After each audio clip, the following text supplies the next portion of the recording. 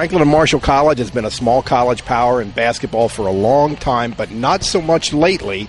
And everybody's kind of surprised to see them in the NCAA Final Four for the fifth time, but not really coming off a lot of success lately, Gordy. Yeah, I mean, the last 3 years they've not been up to their usual standards, but and this year was a little bit of a surprise because they are pretty much an all-underclass team. They have one senior on the entire team, and that's reserve big man Dan Selig. So this is a little bit of a surprise, but, you know, you got to strike when the iron's hot. It is a great experience. The kids never forget it. The big difference personnel-wise from last year is the point guard, who is a freshman, a kid named Giorgio Milligan from New Jersey, who is really a big-time athlete for this level and has proven himself in this NCAA tournament to be a clutch player, a leader, a guy who really makes F&M go. It's always a surprise that a freshman can have the kind of impact that Giorgio has had.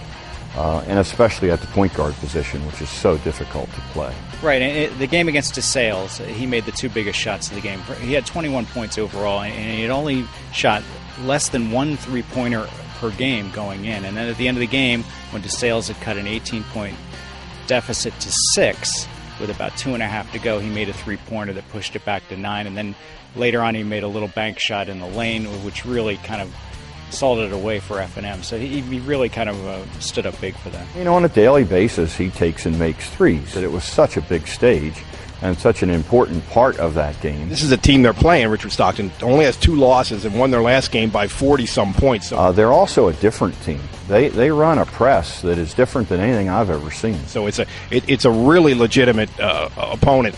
F&M, although this is their 5th Final Four, they've never gone all the way to to win the whole thing, and it would be, I think, a surprise to everybody if they pulled it off this year, but I don't think a huge upset.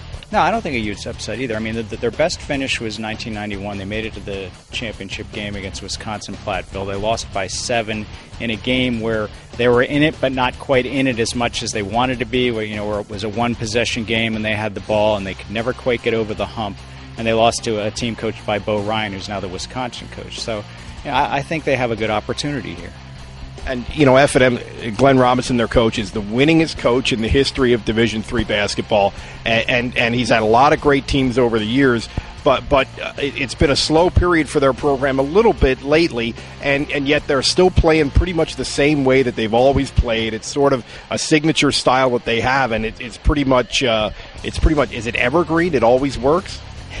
It seems to be working this year. I mean, to me, they won the DeSales game the last 15 minutes of the first half, where they had one of their signature defensive stands where they just made it really difficult for DeSales to score over that stretch. And they took it from a 14-14 game 5 minutes in to 37-22 at half. And it just seems like their teams, when they're good, that's what they do. They just strangle other teams on defense, and that's where they win them.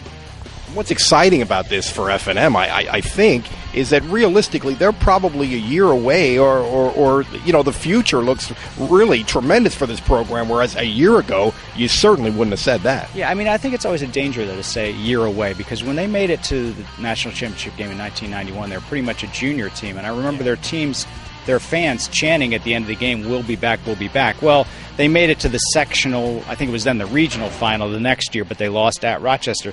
So you can never really say a year away, because a lot of stuff can happen injury-wise or just bounce of the ball-wise that'll prevent you from making that happen. So I think that, take advantage of the opportunity now while it's there. For anybody that hasn't been to the Division III Final Four, it's a big deal. So I guess the deal with F&M this weekend in Salem, Virginia, going for a national championship, it just kind of seize the moment, because you never know if the moment's going to come again.